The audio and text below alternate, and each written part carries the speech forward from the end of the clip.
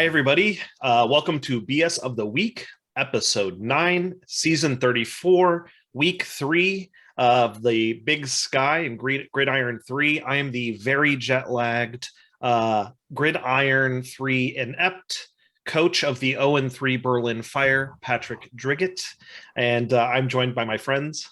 Hi, this is Kevin Lucy from the Glasgow Rushmores. I'm amazed at the new accent. That's amazing what a week in civilization can do for a man.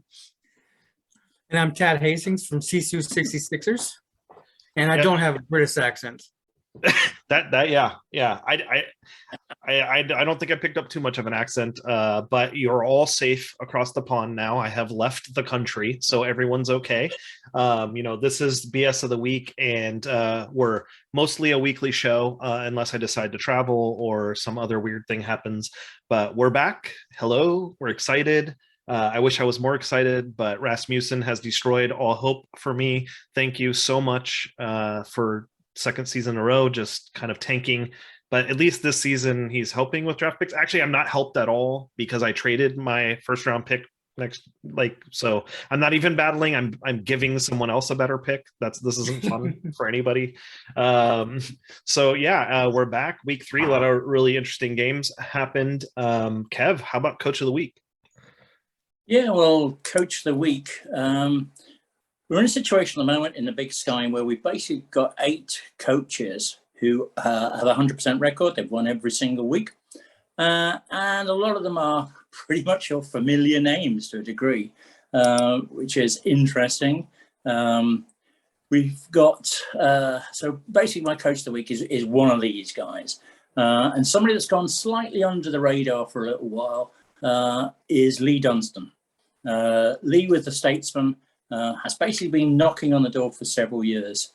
So I'm wondering if this could actually be the season where he does get to the bowl, let's put it that way.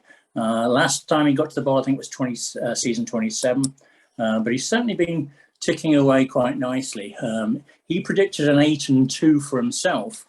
So obviously he's got a fair bit of confidence in his own team's ability. And when you look at the schedule, I think that 8-2 is very, very possible. In fact, it might even be a 9-1 or even a 10-0 the way he's going. He's looking like one of the teams to beat in sort of our side of the conference, as it were. We've got a few others. I mean, Benjamin Duggan slipped under the radar as well. He's 3-0.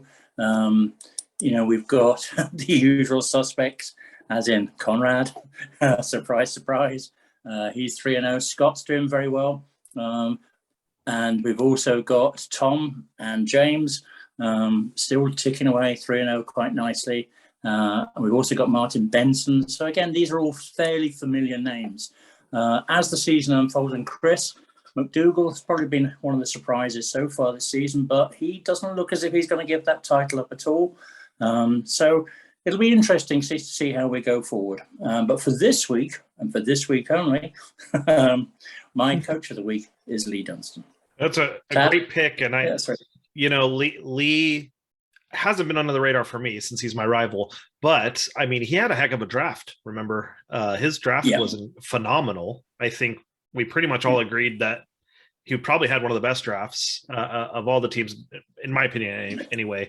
Well, I think it's starting to show, and it's only going to get hotter and hotter as the sort of season goes on. And next season, he's building quite a little dynasty there. I think it's looking good. Well, good. More competition in the Big Sky. Yeah.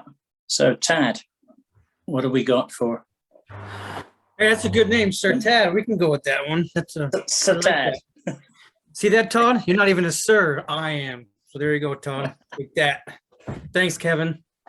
My pleasure, sir. All right, player of the week. I say player of the week is, we definitely have to go with Newcastle Eagles and their cornerback Walker. He had 2 interceptions with 1 touchdown. People can say, that's no big deal, but hey, it's very nice to get 6 easy points off a pick. It's nice, helps out the offense. But this guy really took up a notch this week. He racked up a total of 117 yards, and I gave him an average of 68.50 yards per interception.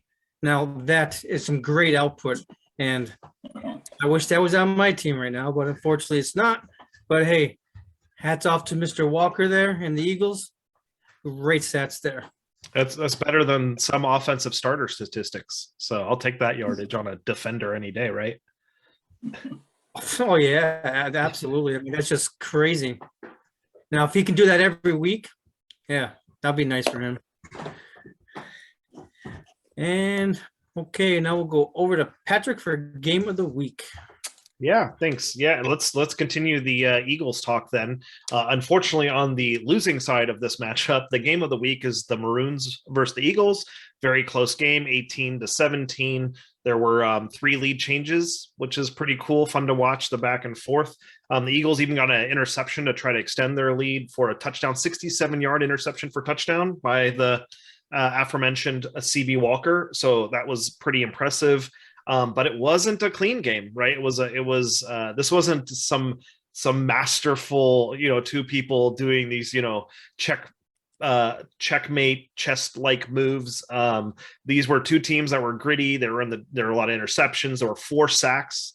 There were lots of sacks. It was I think it was 4. I don't know, 6 sacks, 4 sacks, a lot of sacks. I don't know. There were too many. There were a lot of interceptions. It was a really exciting game, though, to really watch the back and forth there for a Maroons win 18-17. So that's the game of the week. That was a fun one. Any thoughts on that game? Yeah, I was surprised that they sort of had a sort of like a 57-43 time in possession, and I think that also played a part in it as well, with Scott managing to hang on to the ball a little bit longer. And the other thing was you had a sort of second quarter where the Eagles sort of flew out 14 points in the second quarter, and then you had a third quarter where the Maroons went and got 12 points back, and it was sort of, as you said, it was back and forth. Mm-hmm. And it could have really gone anywhere. Yeah, I love games like that, right? You don't want somebody to run away, right? Like this idea that you can go back and forth and they tried to extend the lead. It was exciting. Great game. Yeah, and to answer your question, there was 6 sacks in the game, and there was also 6 turnovers in this game. So it was all over the map there. Defense was heated, huh? They must have had that same talk with the coach for the water boy. There's a lot of motivation. Awesome. Yeah, that's great. Tad, what reminders do you have for us? There's only a couple for the week. Make sure everybody gets their green check marks in. For you British people, get your tick marks in, right? Then that makes the game turnover much faster for everybody. So this way the GMs don't have to go in there and actually do a game plan for people. And beyond that, hey, don't forget Discord site is up there, and Patrick's G3 community is up there. So let's get on there. Let's hit up the boards, ask questions, just BS with people, and just let's see if we can get the community going a little bit more. And that's pretty much about it for the reminders of the week. Awesome. Yeah, it's I've been enjoying the coach hot seats. That stuff coming out of there is just absolutely excellent. Really enjoying that content. So it's been really fun, like having the start of a full season of content for the Big Sky, and hopefully continued improvement in that area and just the quality of the league. But thank you everyone for watching.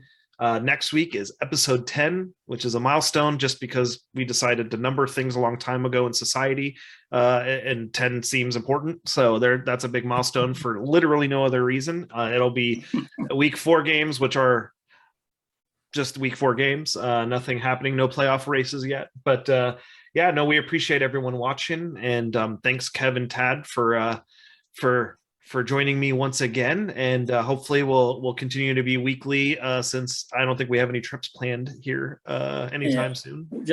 Just one thing, Patrick, we're hoping maybe next week we might have a guest, because we have somebody lined up in the wings. All right, well, secret guest, I didn't even know about it, so you're all hearing it at the same time I am.